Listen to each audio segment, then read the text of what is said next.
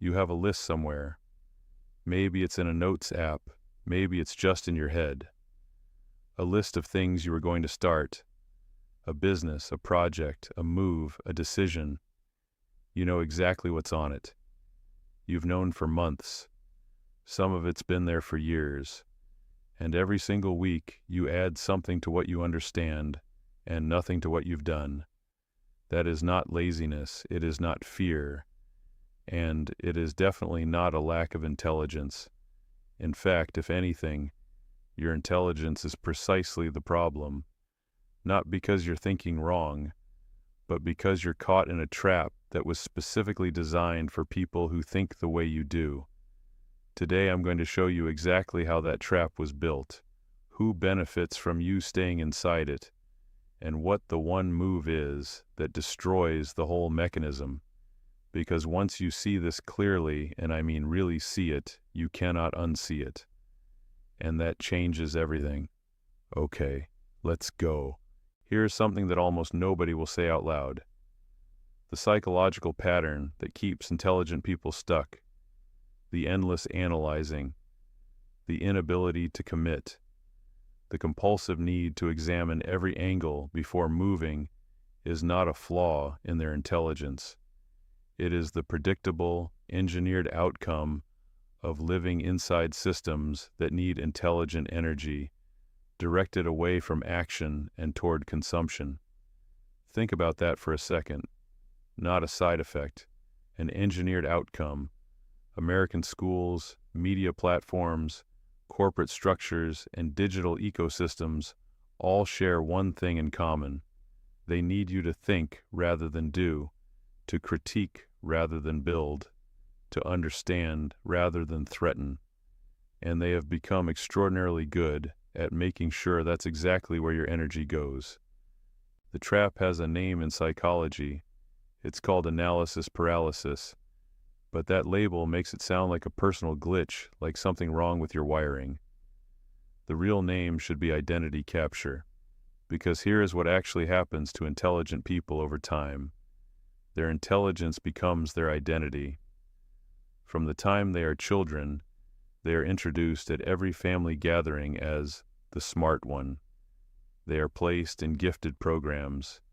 They receive gold stars for thinking clearly, and slowly, carefully, without anyone saying it out loud, their sense of who they are gets fused to their ability to be right, to be perceptive, to see things other people miss. Now ask yourself, what happens to someone whose entire identity is built around being intelligent when they step into a situation where they might be wrong, where they might fail publicly, where they might try something and look foolish? They don't step in. They stay at the edge. They analyze the situation from every possible angle, gathering information, preparing, researching, waiting until they are certain, which they never are, because certainty in a real situation never fully arrives, and the wait continues. Stanford researchers found exactly this. Students who were praised for being intelligent, not for effort, not for persistence, but for raw intelligence, were measurably more likely to avoid challenging tasks where failure was possible. They protected their identity at the direct cost of their growth. They chose the known over the unknown, the analysis over the attempt, the map over the terrain, and the system around them rewarded them for it every step of the way. Okay, so here is where it gets structural, because this is not just psychology. There is a trillion-dollar industry built on top of your specific vulnerability. Americans now spend over 7 hours a day consuming digital media. The podcasting industry alone generates over $4 billion annually in the United States. The self-help and personal development industry generates $13 billion a year, and the majority of that consumption produces one consistent measurable outcome: awareness, zero behavioral change. You already knew most of what you've listened to this week. You already understood the problem before the podcast explained it. You consumed it anyway, and the platform made money. Again. Think about how a gym makes money. The gym's ideal customer is someone who feels like they are getting fit because they bought the membership, read the fitness content, watched the workout videos, and genuinely intend to go, but never quite gets there consistently enough to see real results. If everyone actually got fit on schedule, they'd cancel their membership. The gym's business model depends entirely on the gap between intention and action. The attention economy works exactly the same way. It profits from the specific gap between understanding and doing. And it has figured out that intelligent people are the perfect customer because they have an almost unlimited appetite for more information before they feel ready to act. You are not the audience. You are the product. Your stuck-ness is the revenue model. This is not a conspiracy. It does not require anyone sitting in a room deciding to trap you. It just requires that the people who design these platforms follow the money. And the money flows from the loop. Consume. Feel informed. Almost act. Find one more thing to consider. Consume again. That loop, for the right kind of intelligent person, can run for years. Now, let's talk about something that makes this trap almost inescapable for your specific generation. The financial layer. Americans currently hold $1.77 trillion in student loan debt. The average monthly payment for a borrower in their late 20s is over $500. And research from the Federal Reserve has found that student debt holders are significantly less likely to start businesses, less likely to buy homes, and show measurably lower risk tolerance in all financial decisions compared to their non-debt peers at the same income level. Here is the double bind.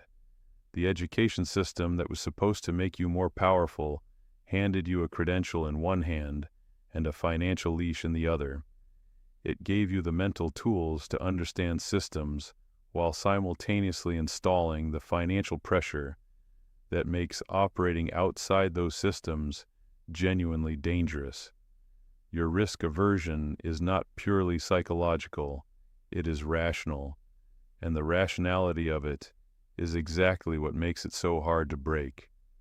Picture a chess player who has spent 10 years studying every grandmaster game ever played. They understand every opening, every end game, every strategic principle. They can analyze any position on the board faster than almost anyone else in the room.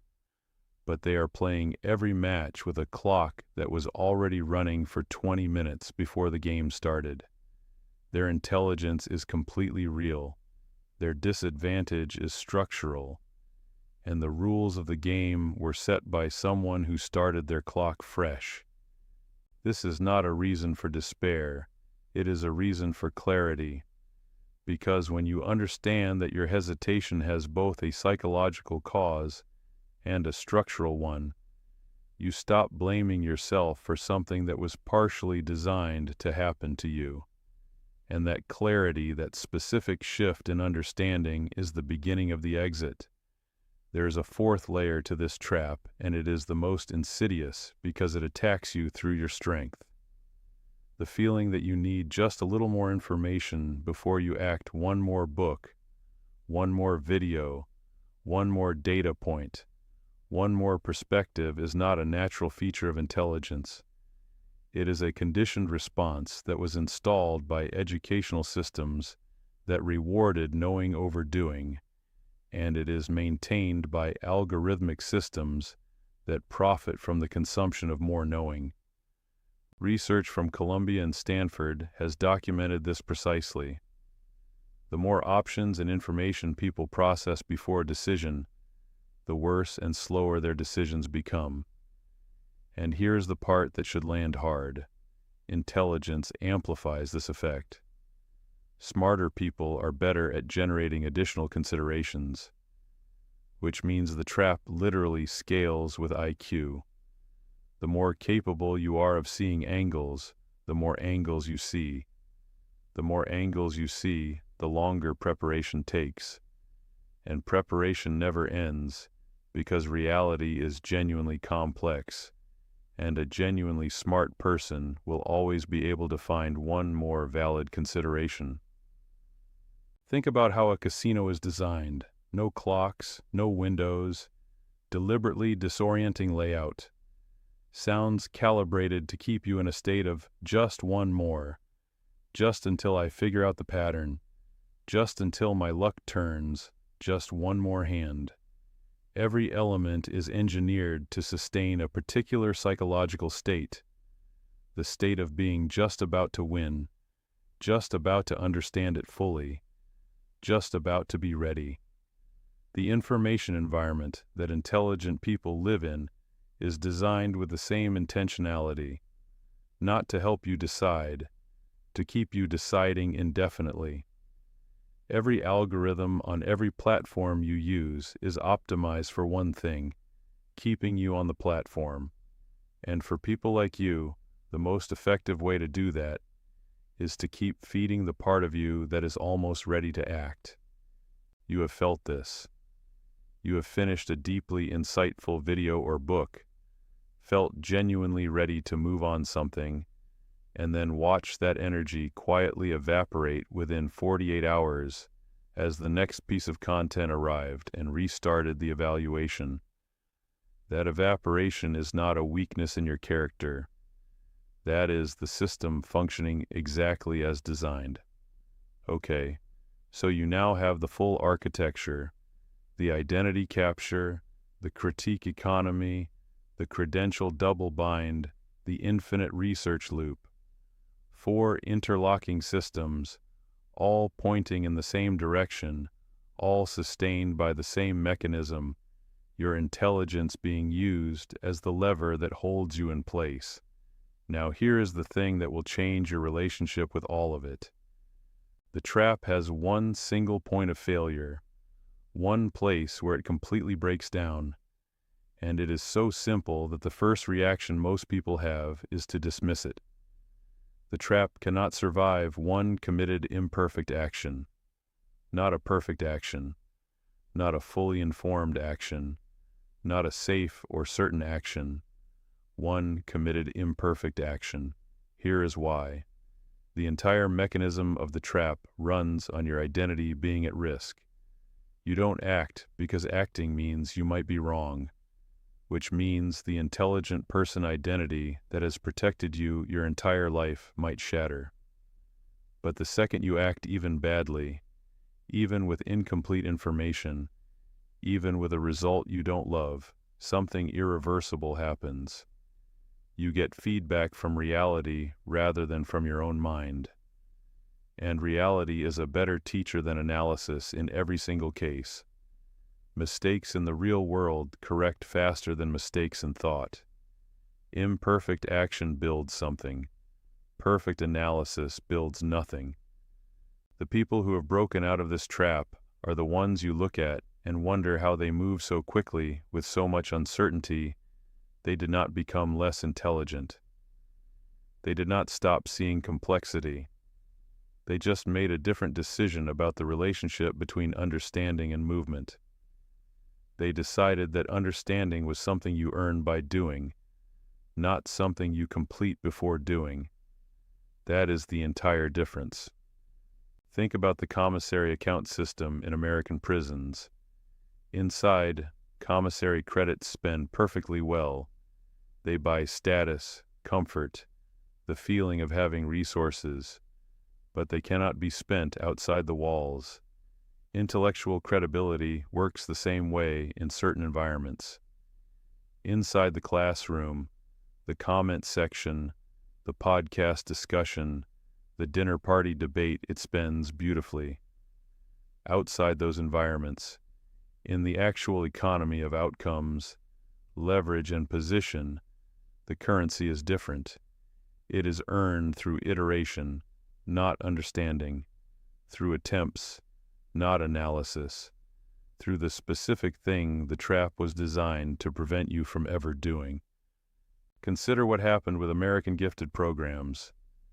The National Association for Gifted Children has tracked for decades that students identified as gifted and placed in advanced programs show higher rates of perfectionism, imposter syndrome, and career underperformance relative to their measured potential than their non-gifted peers. The system identified them early, gave them an identity fused to their thinking ability, and carefully channeled that thinking ability towards serving existing structures rather than creating new ones. If you were ever on the honor roll, ever told you had special potential, ever placed in an advanced track, this pipeline was running on you. The system did not do this because it was evil. It did it because it was efficient. Smart, compliant labor is far more useful to existing institutions than smart, independent actors. The gifted program was not designed to produce leaders. It was designed to produce excellent followers who feel too special to notice the difference. Or consider the story you already know about Tesla and Edison. Tesla was by nearly every measure the more intelligent, more visionary, more scientifically sophisticated person. Edison was a more effective system operator. He understood positioning, institutional access, and the conversion of ideas into leverage within existing power structures. Tesla died broke and largely unrecognized in his own time. Edison died wealthy and celebrated, not because Edison was smarter, because Edison understood something Tesla refused to accept. Intelligence without institutional positioning is a very expensive hobby. The quality of the idea is never sufficient. Systems reward leverage, not merit, and leverage requires a kind of action that intelligent people very often find philosophically uncomfortable. So here is where we land. You are not stuck because you are not smart enough. You are not stuck because you have not read the right book or watched the right video yet. You are stuck because you are living inside systems that profit from your specific kind of intelligence being pointed at understanding rather than building. Systems that needed you to be the brilliant spectator, the articulate analyst, the person who sees everything clearly and moves on nothing. The exit is not more information. The exit is the decision that your understanding right now, incomplete, imperfect, uncertain, as it is sufficient to take one specific committed step, not 10 steps. 1. The step you already know you should take, the one that has been on that list for longer than you want to admit.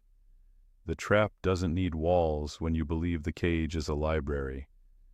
Now here is what I did not tell you today, and it is the part that makes this trap almost impossible to escape alone. The psychological mechanism we talked about today works differently depending on where you grew up, how much money your family had, and which systems you were handed access to from birth. Because the trap is not the same trap for everyone. It is a customized trap, and in the next video, I am going to show you exactly how it is calibrated, specifically for people like you, in circumstances like yours, designed to keep you just close enough to the door that you never stop believing you could open it. Because the most dangerous thing about the system is not that it locks you out. It is that it keeps the door cracked just enough that leaving feels like a choice you are making freely.